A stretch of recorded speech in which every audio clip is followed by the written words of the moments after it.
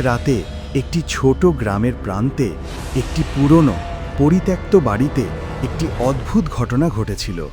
বাড়িটি বহু বছর ধরে খালি পড়েছিল এবং গ্রামের লোকেরা বিশ্বাস করত যে এটি অভিশপ্ত।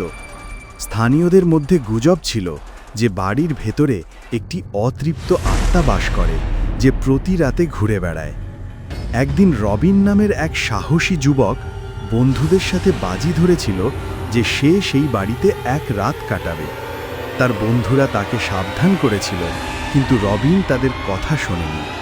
সে সূর্যাস্তের পর বাড়ির দিকে রওনা দিল, হাতে একটি টর্চ লাইট এবং পিঠে একটি ছোট ব্যাগ। বাড়ির দরজাগুলো মরচে ধরা কবজায় ক্যাচক্যাচ শব্দ করছিল, আর ভেতরে ছিল অন্ধকার ও ঠান্ডা। রবিন টর্চ জেলে দেখল ধুলো আর মাকড়সার জালে ভরা একটি বিশাল হলরুম। সে সাবধানে সিঁড়ি বেয়ে দোতলায় উঠল, যেখানে সে একটি পুরনো বেডরুম খুঁজে পেল। সেখানে সে নিজের বিছানা পাতল এবং শুয়ে পড়ল। রাত বাড়ার সাথে সাথে অদ্ভুত শব্দ শোনা যেতে শুরু করল। প্রথমে ছিল ফিসফিসানির মতো আওয়াজ, যেন কেউ তার কানের কাছে কথা বলছে। তারপর এলো মৃদু পদধ্বনি, যেন কেউ করিডোর দিয়ে হেঁটে যাচ্ছে। রবিন ভয় পাচ্ছিল, কিন্তু সে নিজেকে বোঝালো যে এগুলো তার মনের ভুল।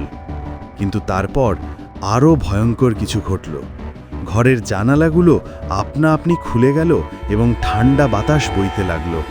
দরজা লক করা থাকলেও দরজার নিচ থেকে একটি ছায়া মূর্তি দেখা গেল। ছায়াটি ধীরে ধীরে লম্বা হতে লাগলো এবং ঘরের ভেতরে প্রবেশ করল। রবিন ভয়ে জমে গিয়েছিল। সে দেখতে পেল ছায়াটি একটি মেয়ের মতো, যার চুল লম্বা এবং পরনে সাদা পোশাক। তার চোখগুলো অন্ধকারে জ্বলজ্বল করছিল। ছায়াটি রবিনের দিকে এগিয়ে আসতে লাগলো আর ঘর ঠান্ডা হয়ে এলো। রবিন অনুভব করল যেন কেউ তার গলা টিপে ধরছে। রবিন কোনো মতে নিজেকে মুক্ত করে টর্চ লাইট ফেলে দৌড়ে ঘর থেকে বেরিয়ে এলো। সে সিঁড়ি দিয়ে নিচে নেমে সদর দরজার দিকে ছুটল।